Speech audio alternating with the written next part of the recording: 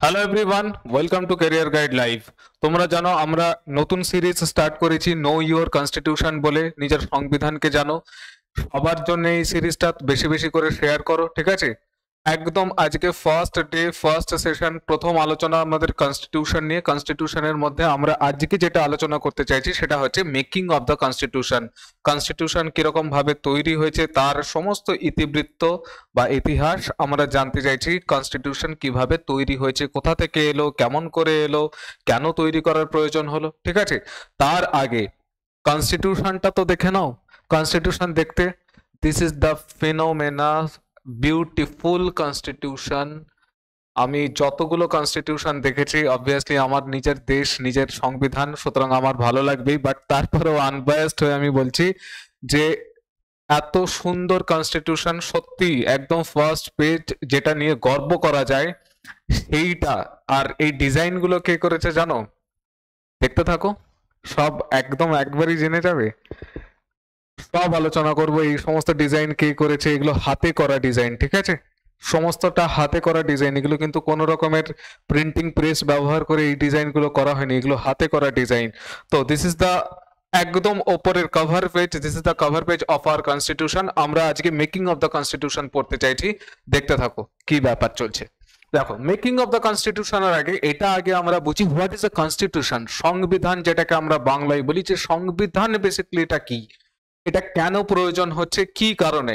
দেখো, একদম পাতি বাংলা কথায় একদম সোজা আনসার যদি আমি তোমায় দিই, সংবিধান অ্যাকচুয়ালি একটা রুল বুক, ঠিক আছে? কিছু এখানে রুলস অ্যান্ড রেগুলেশনস আছে যেটা আমাকে মেনে চলতে হয়। আমাকে তোমাকে এই দেশে বা কোনো পার্টিকুলার একটা দেশে যারা যারা বসবাস করছে তাদের সবাইকে সেই যে রুলস অ্যান্ড রেগুলেশনস গুলো মেনে চলতে হয়, সেইগুলো যেগুলো লেখা আছে বা লেখা নাও থাকতে পারে, সেই রুলস অ্যান্ড রেগুলেশনস গুলো আমাদের দেশে একটা পার্টিকুলার বইয়ের মধ্যে আছে, যেটাকে আমরা কনস্টিটিউশন বা সংবিধান বলে জানি। কেন প্রয়োজন পড়লো সংবিধান তৈরি করার? এক তো দেখো, আমাদের যে ইতিহাস, সেই ইতিহাসের সংবিধানের গল্প শুরু হচ্ছে বহু আগে থেকে, ঠিক আছে? আমরা ধীরে ধীরে সেই পার্টটাতে যাব। বাট আরেকটু সংবিধান কি এইটা যদি আরেকটু সহজভাবে বোঝাতে চাই, সহজভাবে যদি বলতে চাই, তাহলে ধরো আমরা যে বাড়িতে থাকি বা কোনো একটা ইনস্টিটিউশনে পড়াশোনা করি, কলেজ স্কুল যাই কিছু আছে, সেটা কিন্তু কিছু রুলস অ্যান্ড রেগুলেশনস বাউন্ডেড। সেটা এরকম নয় কেওয়াসের মতন যা খুশি তাই তুমি যখন খুশি স্কুলে ঢুকে যাচ্ছ, যখন খুশি তুমি বাড়িতে চলে আসছো। বাড়িতেও কিন্তু কিছু রুলস অ্যান্ড রেগুলেশনস থাকে যেগুলো আমাদেরকে ফলো করে চলতে হয়। যে সকাল সকাল 7টার মধ্যে ঘুম থেকে উঠতে হবে ভাই, ঠিক আছে? রাত্রিবেলা 10টার মধ্যে ডিনার করে নিতে হবে। এই এই রকমের যে রুলস অ্যান্ড রেগুলেশনস গুলো আছে, এগুলো লিখিতও থাকতে পারে কিংবা অলিখিতও থাকতে পারে। বাড়িতে জেনারেলি আমরা লিখে রাখি না কেন? কারণ ছোট ছোট কয়েকটা কথাবার্তা থাকে, 8-10খানা 12খানা হয়তো বা ম্যাক্সিমাম। এর থেকে বেশি কিছু রুলস অ্যান্ড রেগুলেশনস বাড়ির জন্য থাকে না। এইবার বোঝো, ভারতবর্ষ একটা বিরাট দেশ, ঠিক আছে? আমাদের কলকাতায় যে রকমের সিনারিও আছে, প্রত্যন্ত গ্রামাঞ্চলে কিন্তু একই রকমের সিনারিও নয়। ধরো আমরা 10টা বা 10:30টার সময়ও কিন্তু বাইরে গিয়ে আড্ডা মারতে অভ্যস্ত, কিন্তু আমাদের এই বাংলার যদি প্রত্যন্ত গ্রামাঞ্চলে আমি তোমাদের নিয়ে যাই বা তোমরা যদি কখনো যাও, তুমি দেখতে পাবে 8টা বা 8:30টার সময় নিশুতি রাতের মতন মনে হবে তোমার। আলো তুমি কোথাও প্রায় দেখতে পাবে না, সমস্ত আলো নিভিয়ে মানুষ হয়তোবা যে যার ঘরের মধ্যে ঢুকে ডিনার কমপ্লিট হয়ে গেছে, অনেকে ঘুমিয়েও পড়েছে, ঠিক আছে? আমাদের কিন্তু 10টা 10:30 রাত্রিরে আমরা খুব স্বাভাবিকভাবে মোস্ট অফ দ্য টাইম, অনেক সময় কিন্তু আমরা যারা কর্ম জীবনের সাথে জড়িত, তারা 10টা 10:30টার সময় কিন্তু প্রায়শ আমরা আড্ডা দিয়ে অভ্যস্ত, ঠিক আছে? তাহলে বোঝার চেষ্টা করো, কলকাতার সাথে আমাদের শহরের সাথে গ্রামাঞ্চলের তুলনা কিন্তু হয় না, ঠিক আছে? এইবার এই এত বড় দেশের যদি একটা কমন রুলস অ্যান্ড রেগুলেশনস যদি তৈরি করতে হতো, সেটা কিন্তু মুখে মুখে বলা সম্ভব নয় বা বলে চালানো সম্ভব নয়। সেটার জন্য একটা পার্টিকুলার বই দরকার, যেখানে আমি রুলস অ্যান্ড রেগুলেশনস গুলো লিখবো। সেইটাই হচ্ছে ভারতবর্ষের কনস্টিটিউশন বা সংবিধান। এবার এই যে কনস্টিটিউশন, সেটা কিন্তু তুমি বা আমি বা আমার মতন কয়েকটা মানুষ একা মিলে তৈরি করেনি। একটা সিস্টেমেটিক প্রসেসের মাধ্যমে কিছু মানুষ, ঠিক আছে, তারা ইলেক্টেড হয়ে তারা বসে এই কনস্টিটিউশন তৈরি করেছে তোমার আমার সবার কথা, গোটা ভারতবর্ষের কথা ভেবে।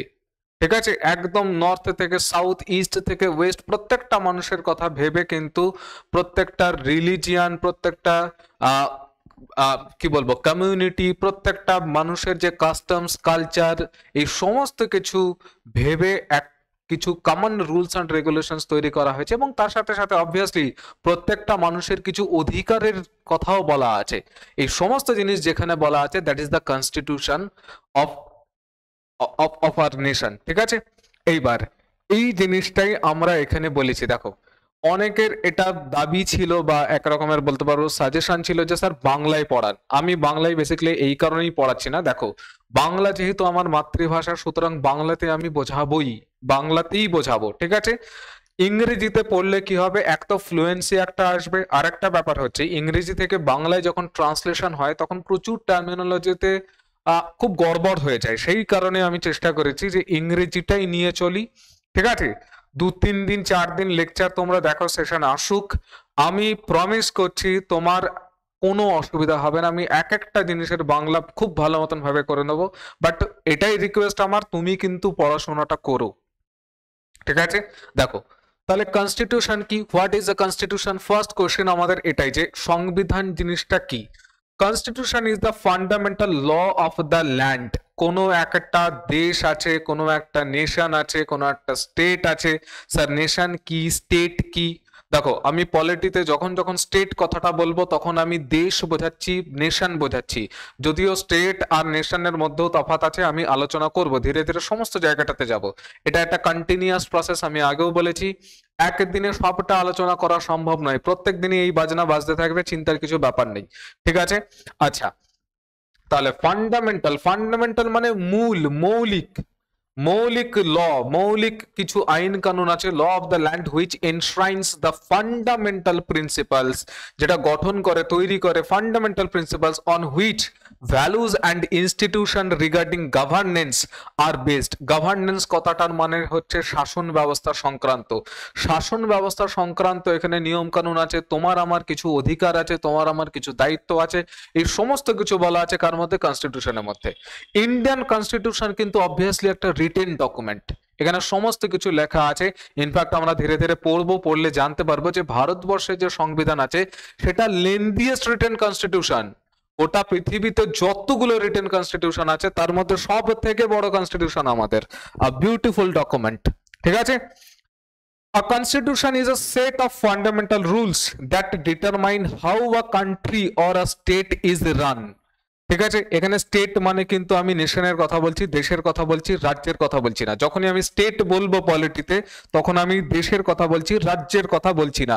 যদি রাজ্যের কথা বলতে হয় তাহলে আমি লিখবো স্টেটস। এবারে স্যার, স্টেট আর নেশনের মধ্যেও বলছিলেন তফাৎ আছে, কি তফাৎ? দেখো, শুনে নাও ভালো মতন ভাবে, আবার আমি বলবো, ভবিষ্যতে কোনো চিন্তার ব্যাপার নেই। স্টেট আর নেশনের মধ্যে তফাৎ কি? নেশন শুধুমাত্র একটা আইডিয়া, ইংরেজিতে ভালোভাবে যদি বলি অ্যান আইডিয়া অফ ওয়াননেস, যেটা আমাকে বেঁধে রাখে, এক সূত্রে বেঁধে রাখে, that is the nation. State কি? স্টেটের একটা ফিজিক্যাল জিওগ্রাফিক্যাল এরিয়া আছে, সেটা চোখে দেখা যায়। ঠিক আছে, সেটা শুধুমাত্র একটা আইডিয়া নয়, আমি আরো ডিপলি এটা বোঝানোর চেষ্টা করছি। স্টেট চোখে দেখা যায়, সেটা একটা জিওগ্রাফিক্যাল বাউন্ডারি আছে, তার সিটিজেন্স আছে, তার রুলস অ্যান্ড রেগুলেশনস আছে, এই সমস্ত জিনিস নিয়ে তৈরি হয় স্টেট। ঠিক আছে, নেশন কি বললাম? নেশন হচ্ছে আইডিয়া অফ দি ওয়াননেস। ধরো, তুমি গেছো ব্যাঙ্গালোরে কোনো কারণে ঘুরতে, লেটস সে ফর এক্সাম্পল। ঠিক আছে, ব্যাঙ্গালোরে গিয়ে আমি দেখতে পেলাম একজন বাঙালি, তার সাথে আমার পরিচয় হলো, কথাবার্তা হলো, সে হয়তো বা উত্তরবঙ্গের মানুষ, বা সে হয়তো আমার কলকাতার ধারে পাশের লোকও নয়। তারপরেও ভেতর থেকে একটা অদ্ভুত আনন্দ হয় না? আরে বাবা, বাঙালির সাথে দেখা হয়ে গেল। আমরা খোশ গপ্প জুড়ে দিই না? তাহলে কি এমন সেন্টিমেন্ট আছে যেটা সেই মানুষটার সাথে তোমাকে কানেক্ট করলো? এই যে বাঙালি কালচার। ঠিক আছে, আমি কলকাতায় থাকাকালীন সেই মানুষটাকে হয়তো বা দেখেছি 10 বার। ঠিক আছে, মেট্রোতে চলাকালীন বা ট্রেনে বাসে চলাকালীন আমরা কটা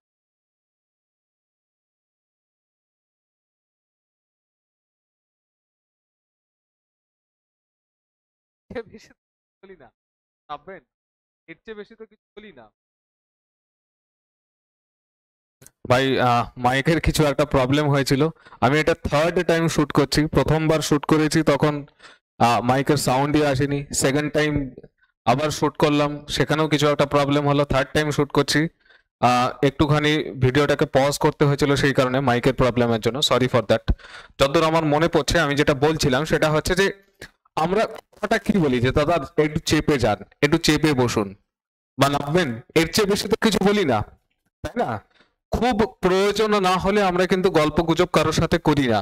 অথচ খেয়াল করে দেখো, সেই আমি ব্যাঙ্গালোরে গেছি বা কোথাও একটা আউট অফ বেঙ্গল যখন গেছি, সেখানে যদি বাঙালি দেখতে পাই, কিংবা সিকিম ঘুরতে গেছি, বাঙালি যদি দেখতে পাই, তার সাথে কত রকমের গল্প আমরা করি না? তাহলে কোন এমন আইডিয়া আছে, কি টান আছে যেটার জন্য আমি তার সাথে গল্প করছি? এই বাঙালি মানা, বাঙালি সেন্টিমেন্ট, ঠিক আছে? আমি, সে হয়তো বা, আমি এক কোনায় থাকি ওয়েস্ট বেঙ্গলের, সে হয়তো ওয়েস্ট বেঙ্গলের আরেক কোনায় থাকে, বাট তবু তার সাথে আমি নিজেকে কানেক্ট করতে পারি। আর একটু ভালোভাবে জিনিসটা বোঝো। ধরো তুমি দেশের বাইরে গেছো, লেটস সে তুমি ইংল্যান্ডে গেছো। ইংল্যান্ডে গিয়ে তুমি দেখবে তোমার কোথাও একটা কোনো একটা দোকানে সাউথ ইন্ডিয়ান ডিশ প্রিপেয়ার হচ্ছে, ঠিক আছে? সাউথ ইন্ডিয়ান কুজিন তুমি দেখলে। তুমি হয়তো কলকাতা থাকাকালীন কোনোদিন সাউথ ইন্ডিয়ান খাবার খাওনি, পছন্দও হয়তো বা করো না। তারপরেও তুমি এক মিনিটের জন্য হলেও কিন্তু তোমার মাথার মধ্যে এটা আসবে, ये मेरे देश का खाना है, ঠিক আছে? আমার দেশের খাবার, সাউথ ইন্ডিয়ান খাবার। আমি হয়তো এখানে কলকাতা থাকাকালীন কোনোদিন চেখেও দেখিনি, বাট তারপরেও এটা আমার ফিলিংস আসবে যে ভাই আমার দেশের খাবার। তাহলে that idea of the oneness, যেটা তোমাকে এক সূত্রে বাঁধছে, ভারতীয়, ঠিক আছে, এই সেন্টিমেন্ট তৈরি করে দিচ্ছে, দ্যাট ইজ দ্য নেশন। ঠিক আছে? স্টেট কিন্তু শুধুমাত্র আইডিয়া নয়, স্টেট একটা তার জিওগ্রাফিক্যাল বাউন্ডারি আছে, তার গভর্নমেন্ট আছে, তার সিটিজেন আছে, এই সমস্ত জিনিসগুলো কিছু আছে, ল অ্যান্ড অর্ডার আছে, এই সমস্ত জিনিসগুলো আছে। That is the state, that is the conception of the state. বোঝা গেছে? যখন আমি পলিটিতে স্টেটস, আমি রাজ্য যখন বলবো তখন আমি স্টেটস বলে দেবো, বা আমি বলছি যে ওখানে রাজ্য, সেটা আমি বলে দেবো। ক্লিয়ার হয়েছে এই জায়গাটা? তাহলে a constitution is a set of fundamental rules that determine how a country or state is run. তাহলে সংবিধান কি? A set of fundamental rules. Set মানে একটা একক, মানে একত্রিত একটা কিছু ফান্ডামেন্টাল রুলস। ফান্ডামেন্টাল মানে মৌলিক কিছু রুলস, বা তোমার কি, ঠিক আছে, এই রুলস বা রেগুলেশনস, সেগুলোর কিছু কালেকশন, যেটা কিনা that determine how a country or state is run, কিরকম ভাবে দেশটা চলবে। বোঝা গেছে? ইন্ডিয়ান কনস্টিটিউশন ইভলভড, ইন্ডিয়ান ভারতীয় সংবিধান তৈরি হয়েছে, ইভলভড হয়েছে, বা একটা প্রসেসের মধ্যে দিয়ে চেঞ্জ হয়েছে, that is the evolved through a series of acts passed by the British parliament. তোমরা জানো 1757 সালে পলাশির যুদ্ধ হয়েছিল, মনে আছে? 1757 থেকে আমরা স্বাধীনতা পেয়েছি 1947। এই যে সময়টা আছে, এই সময়ের মধ্যে ফান্ডামেন্টাল প্রচুর চেঞ্জেস এসছে, এবং সেইখান থেকে আমাদের কনস্টিটিউশনের আইডিয়াও এসছে। আমরা ধীরে ধীরে ওই সমস্ত জিনিসটাতে যাব। একটা মেজর ব্রেক থ্রু হয়েছিল, মেজর চেঞ্জেস হয়েছিল কিসের মধ্যে? 1757 সালে পলাশির প্রান্তরে, যেদিন সিরাজউদ্দৌলা হেরেছিল, ঠিক আছে? সেটা মেজর ব্রেক থ্রু ছিল কাদের জন্য? ব্রিটিশার্সদের জন্য, ঠিক আছে? সেইখান থেকে ধীরে ধীরে 1857 সাল, দেন 1858 সালে ক্রাউনের কাছে, ব্রিটিশ ক্রাউনের কাছে আমাদের যে ভারতবর্ষের যে শাসনভার, সেটা ক্রাউনের কাছে ট্রান্সফার হয়। সেইখান থেকে আমরা পলিটিক্যাল চেঞ্জেস প্রচুর দেখতে পাই, কনস্টিটিউশনাল চেঞ্জেস প্রচুর দেখতে পাই, ঠিক আছে? আমরা ধীরে ধীরে সেইখানটার আলোচনা করব। নেক্সট দেখো, নেক্সট কি আছে? হিস্টোরিক্যাল ব্যাকগ্রাউন্ড দেখো। The British came to India, একটু পজ করতে দেবো, যাবে যেটা বলছিলাম, যে হিস্টোরিক্যাল ব্যাকগ্রাউন্ড একটুখানি আমরা দেখে নিয়েছি। কনস্টিটিউশন ইভলভ যেটা হলো, সেই ইভলভের প্রসেসটা কিরকম ভাবে স্টার্ট হয়েছিল। তার আগে একদম ইতিহাসে একটুখানি অ্যারাইভাল অফ দি ইংল্যান্ড, বা ইংলিশদের যে অ্যারাইভাল ভারতবর্ষে, তারা ভারতবর্ষের মাটিতে কিভাবে এলো আর কিরকম ভাবে কি করেছে, এইটা আমরা একটুখানি জানতে চাইছি এখানটাতে। বলেছে দেখো, the British came to India in 1600 as traders in the form of East India Company, which had the exclusive right of trading in India under the charter granted by the Queen Elizabeth I. ঘটনা কি হলো ভাই? 1599 সালে ইংল্যান্ডে কিছু group of merchants, ঠিক আছে, তারা একটা কোম্পানি ফর্ম করলো যেটার নাম হচ্ছে ইস্ট ইন্ডিয়া কোম্পানি, ঠিক আছে, English east India company to be precise. কারণ ইস্ট ইন্ডিয়া কোম্পানি বাকি সবারই ছিল, ফ্রান্সের এদেরও ইস্ট ইন্ডিয়া কোম্পানির নাম ছিল, প্রায় সবারই ইস্ট ইন্ডিয়া কোম্পানির নাম ছিল। আমরা যেটা ব্রিটিশার্সদের ইস্ট ইন্ডিয়া কোম্পানির কথা বলি সেটাকে আমরা particularly English east India company বলে থাকি। আচ্ছা, এরা কি করলো 1599 আমরা এটা ইতিহাসের মধ্যে জানবো যে কেন জলপথে হঠাৎ করে নামার প্রয়োজন পড়লো। আমরা জানি 1498 কালিকাটে এসেছিল ভাস্কো ডা গামা, ঠিক আছে, সবার আগে পর্তুগিজ ট্রাভেলার, যে কিনা কেপ অফ গুড হোপ দিয়ে একটা লং রুট নিয়ে এসেছিল ইন্ডিয়াতে। কেন আসতে হয়েছিল সেটার পেছনেও কাহিনী আছে, সেটা আমরা যাব পরবর্তীতে বুঝবো। আচ্ছা, কি হলো, সবাই ধীরে ধীরে এসেছিল, ডাচরা ইন্ডিয়াতে এসেছিল, দেন ড্যানিশরা ইন্ডিয়াতে এসেছিল, ফ্রান্স এরা এসেছিল, ফ্রেঞ্চরা এসেছিল, পর্তুগিজরা এসেছিল, বাট সবার লাস্টে যারা এসেছিল তারা ইংরেজরা এসেছিল। কত সালে দেখো, এরা 1599 একটা গ্রুপ অফ মার্চেন্টস তারা একটা কোম্পানি ফর্ম করলো যেটার নাম ইংলিশ ইস্ট ইন্ডিয়া কোম্পানি, ঠিক আছে। এই ইংলিশ ইস্ট ইন্ডিয়া কোম্পানিকে তখন চার্টার প্রোভাইড করলো কে, কুইন এলিজাবেথ ওয়ান। চার্টার কি জিনিস স্যার? চার্টার একটা রিটেন ডকুমেন্ট যেখানে রানী একটা এগ্রিমেন্ট বা একটা আদেশনামা দিয়ে দিল, বা একটা কি বলতে পারবো, তোমাকে পারমিট করলো, ঠিক আছে, যে ভাই তুমি যাও ইন্ডিয়াতে গিয়ে তুমি বিজনেস করতে পারো, তুমি ট্রেড করতে পারো, আমার কোনো অসুবিধা নেই। 15 বছরের জন্য একটা চার্টার ইস্যু করা হলো। তাহলে ফার্স্ট দেখো, এটাও কিন্তু এক রকমের কনস্টিটিউশনের মতন করে তুমি ভাবতে পারো, কারণ রিটেন ডকুমেন্ট এবং যেটাকে তুমি লাগু করে দিচ্ছ কাদেরকে দেওয়া হচ্ছে, এই সমস্ত মানুষগুলোকে যারা ইংলিশ ইস্ট ইন্ডিয়া কোম্পানি তৈরি করেছিল, তৈরি করে তাদেরকে একটা শংসাপত্র জারি করে দেওয়া হলো যে ঠিক আছে ভাই তুমি বাণিজ্য করো। কে জারি করলো? কুইন এলিজাবেথ ওয়ান, ঠিক আছে। দেখো, এটা একটু লম্বা চলবে কাহিনী, ঠিক আছে, কারণ শুরুর দিন বহু কিছু বলার আছে, তো অনেক কিছু বলার আছে, অনেক ইন্টারেস্টিং ফ্যাক্টস আছে, ঠিক আছে। তো তাড়াহুড়ো করো না, একটুখানি ভিডিওটা স্কিপ না করে দেখো, বুঝো, সুবিধা হবে জিনিসটা। এবার এরা কি করলো, এরা এলো প্রথমে, এটা ব্যাকগ্রাউন্ডের হিস্ট্রি শুনে নাও। 1608 এলো উইলিয়াম হকিন্স, আমি প্রেসার কুকার বলে মনে রাখি, ঠিক আছে। তো হকিন্স এলো 1609 অ্যাকচুয়ালি, 1608 সে রওনা হয়েছিল, 1609 সে এলো ইন্ডিয়াতে, এবং সে গেছিল শাহজাহানের কোর্টে যে একটা একটা পারমিশন চাইতে, যে ভাই আমি ভারতবর্ষে ট্রেড করতে চাই, আমাকে পারমিশন দেওয়া হলো। মেজর কিছু সেই সময় হয়নি, ঠিক আছে। তারপরে স্যার থমাস রো এলো 1615-তে, থমাস রো এর সময়ও মেজর ব্রেক থ্রু কিছু হয়নি। এইরকম করতে করতে করতে করতে যেটা মেজর চেঞ্জেস এলো সেটা এলো 1717 সালে, যেটা কিনা ফারুক শিয়ারের ফরমান, একজন মুঘল রুলার ফারুক শিয়ার, সে ফরমান জারি করে দিল। জারি করে কি করলো, এ বেঙ্গল, বিহার অ্যান্ড ওড়িশাতে ট্রেড করার পারমিশন দিল, এবং সেটা ট্যাক্স ফ্রি, ঠিক আছে। অ্যানুয়াল কিছু অল্প কিছু পেমেন্টের বদলে ফরমানের মধ্যে জারি করে দেওয়া হলো যে ভাই 1717 সালে, এটা একটা ইম্পর্টেন্ট হিস্ট্রির একটা ঘটনা, যেটাকে কিনা আমরা ফারুক শিয়ারের ফরমান বলে জানি থাকি। ফারুক শিয়ার ফরমান, ফরমান কথাটার মানে ওই লিখিত একটা আদেশ, ঠিক আছে। আদেশ কি দেওয়া হলো যে তুমি বেঙ্গল, বিহার এন্ড ওড়িশা, এই তিনটে, সেই সময় ওড়িশা আমরা বলতাম ORRISA, ঠিক আছে, এই তিনটে প্রভিন্সে তুমি কাস্টম ডিউটি ফ্রি, মানে ফ্রি ট্রেড এগ্রিমেন্ট আজকের মডার্ন ভাষায় যদি আমি বলি, 1717-তে মেজর ব্রেক থ্রু এলো কার কাছে, সেটা হচ্ছে ইংরেজদের কাছে। তারপরে কি হলো, 1717-র পর থেকে এরা ধীরে ধীরে ধীরে ধীরে ভারতের রাজনীতিতে বা ট্রেডের মধ্যে ধীরে ধীরে এরা প্রভাব বিস্তার করতে শুরু করলো। 1757 সালে আর একটা জিনিস হলো যেটা কিনা আমরা পলাশির যুদ্ধ বলে জানি, যেখানে কিন্তু এরা ক্লাইভের নেতৃত্বে ইংরেজরা করছিল যুদ্ধ, ঠিক আছে, রবার্ট ক্লাইভের নেতৃত্বে। আর এই পাশে সিরাজউদ্দৌলার ফোর্স ছিল, তোমরা জানো এটা মোটামুটি সবাই, যে সিরাজউদ্দৌলা ফোর্সের এগেনস্টে যারা লড়ছিল আর কি, মির্জাফর, মীর মদন, এরা সবাই, মানিক চাঁদ, এরা সবাই কনস্পিরেসি করে নিয়ে বসেছিল কার সাথে, ক্লাইভের সাথে।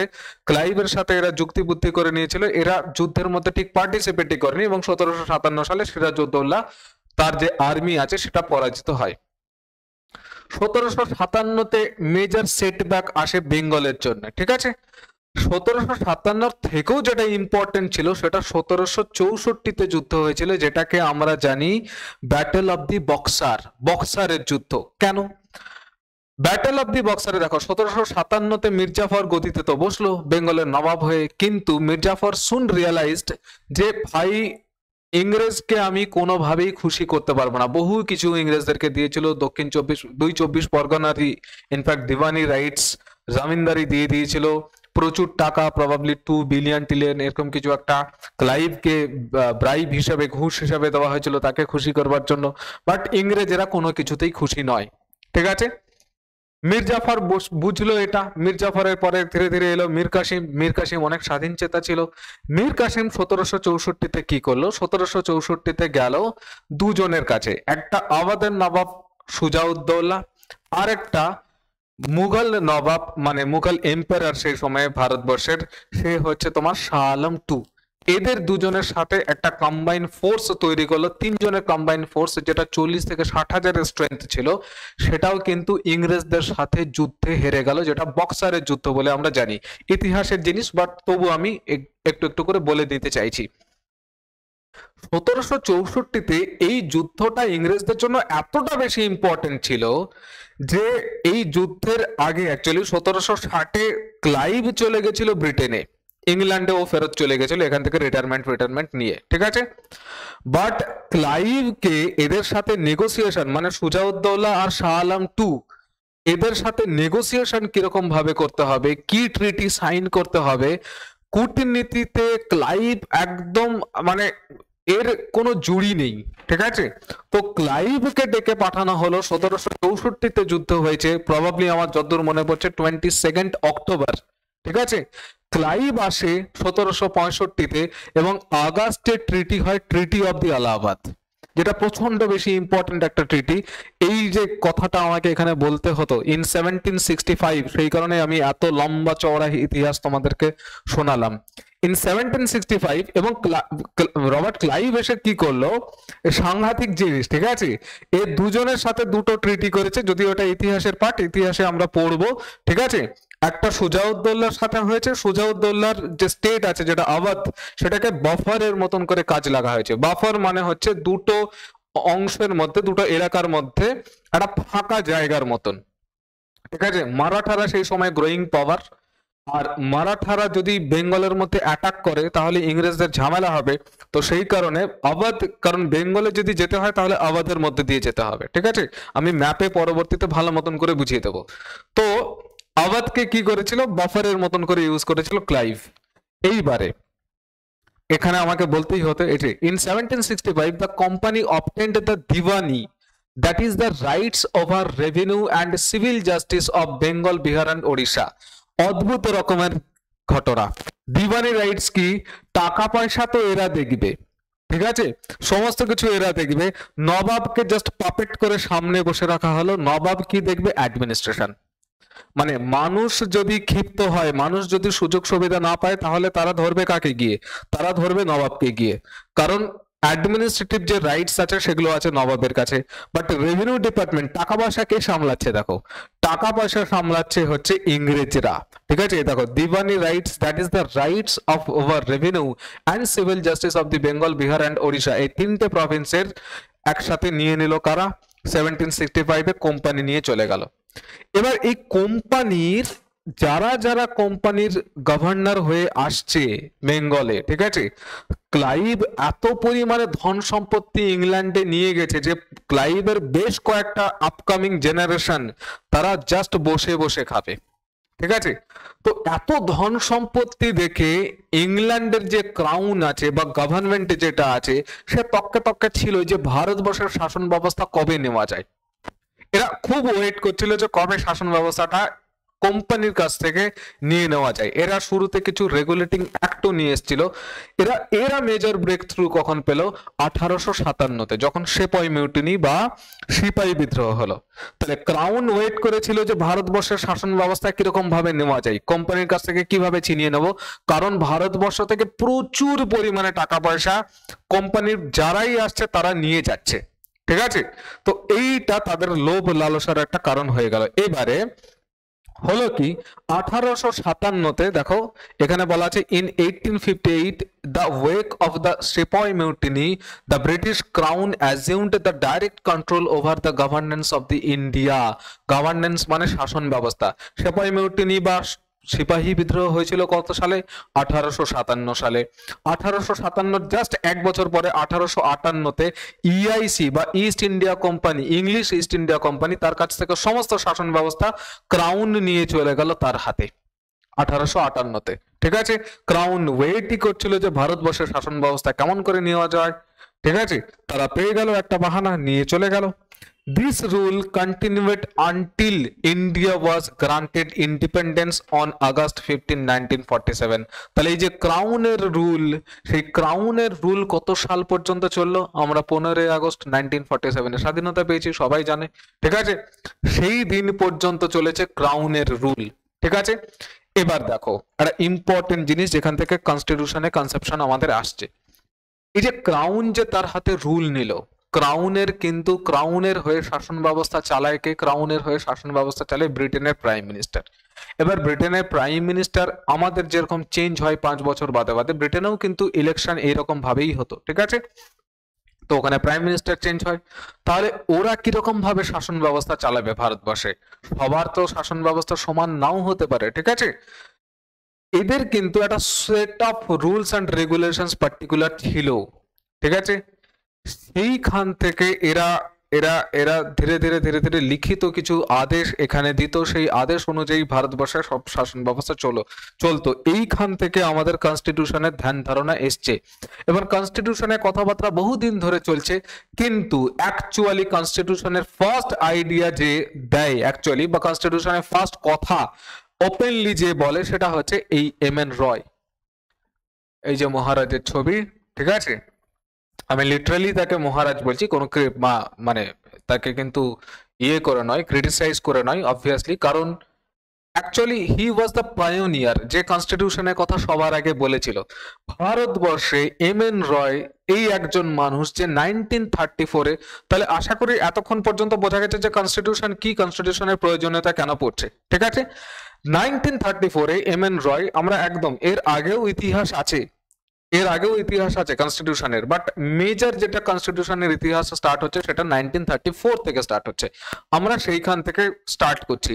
এর আগের যে ইতিহাসগুলো আছে, ঠিক আছে, regulating act, Indian council's act, এই সমস্ত জিনিসগুলো আমরা অন্য কোনো একটা সেশনে পড়বো।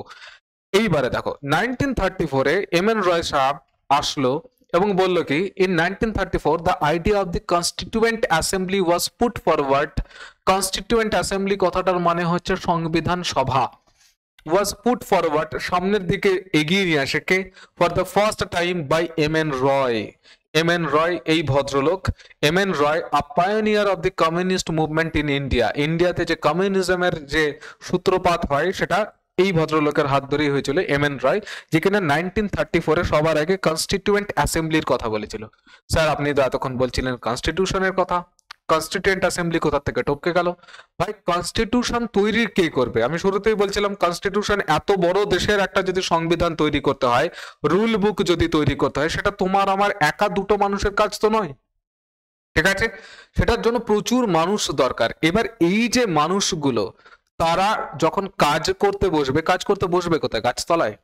অবভিয়াসলি গাছতলায় তো নয়, কোথাও একটা তো বসতে হবে তাকে। তাহলে এই যে তাদের যে বসার একটা জায়গা বা অ্যাসেম্বল হওয়ার যে একটা জায়গা, সেটাই কনস্টিটিউয়েন্ট অ্যাসেম্বলি। কনস্টিটিউয়েন্ট কথাটার মানে হচ্ছে সাংবিধানিক, অ্যাসেম্বলি মানে হচ্ছে গিয়ে জমাক্ষেত্র। কনস্টিটিউয়েন্ট অ্যাসেম্বলি তৈরি করার ডিমান্ড সবার আগে 1934-এ এই এম.এন. রয় ভদ্রলোক দিয়েছিলেন। ঠিক আছে, 1935-এ ইন্ডিয়ান ন্যাশনাল কংগ্রেস সেই সময় প্রমিনেন্ট একটা পলিটিক্যাল পার্টি জানো, এবং লার্জেস্ট পলিটিক্যাল পার্টি। ইভেন 1947-এ ভারতবর্ষ স্বাধীন হওয়ার পরেও ইন্ডিয়ান ন্যাশনাল কংগ্রেস প্রচুর, এবং আজকের ডেটেও অনেক রেলেভেন্ট। ঠিক আছে, ইন্ডিয়ান ন্যাশনাল কংগ্রেস কি করলো? অফিসিয়ালি ডিমান্ড রাখলো কার কাছে? অফিসিয়ালি ডিমান্ডেড আ কনস্টিটিউয়েন্ট অ্যাসেম্বলি। কনস্টিটিউয়েন্ট অ্যাসেম্বলি বোঝা গেছে? কনস্টিটিউয়েন্ট অ্যাসেম্বলির বাংলা হচ্ছে তোমার সংবিধান সভা। সংবিধান সভা বলা হয় এটাকে। ঠিক আছে, আরো একটা নাম আছে আমার বাংলা, গণপরিষদ। গণপরিষদ, এটাও ইউজ করা হয়, গণপরিষদ টার্মটাও ইউজ করা হয়। কনস্টিটিউয়েন্ট অ্যাসেম্বলির বাংলা হচ্ছে এটা। তো সংবিধান সভা বা গণপরিষদ তৈরি করবার জন্য ইন্ডিয়ান ন্যাশনাল কংগ্রেস কার কাছে ডিমান্ড রাখলো? 1935-এ ব্রিটিশার্সদের কাছে। বোঝা গেছে? 1934-এ তাহলে সবার আগে এম.এন. রয় তিনি বললেন, 1935-এ কনস্টিটিউয়েন্ট অ্যাসেম্বলি তৈরি করার কথা। কনস্টিটিউয়েন্ট অ্যাসেম্বলি কিসের জন্য?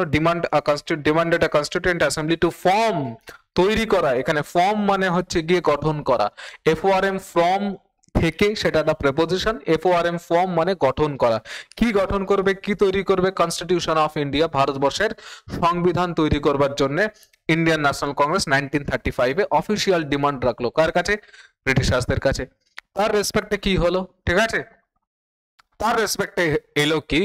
গভর্নমেন্ট অফ ইন্ডিয়া অ্যাক্ট 1935, প্রচন্ড ইম্পর্টেন্ট একটা ইতিহাসের ঘটনা অ্যাজ ওয়েল অ্যাজ পলিটির ঘটনা। ঠিক আছে, গভর্নমেন্ট অফ ইন্ডিয়া অ্যাক্ট 1935 এলো। এখানে তিনখানা রাউন্ড টেবিল, গোল টেবিল বৈঠক বলে আমরা জানি, যেগুলো লন্ডনে হয়েছিল, আমরা সেগুলো নিয়ে ইতিহাসে কথা বলবো। সেইগুলোর পরে গভর্নমেন্ট অফ ইন্ডিয়া অ্যাক্ট 1935-এ এলো, যেখানে গভর্নমেন্ট অফ ইন্ডিয়া অ্যাক্টে কি হলো?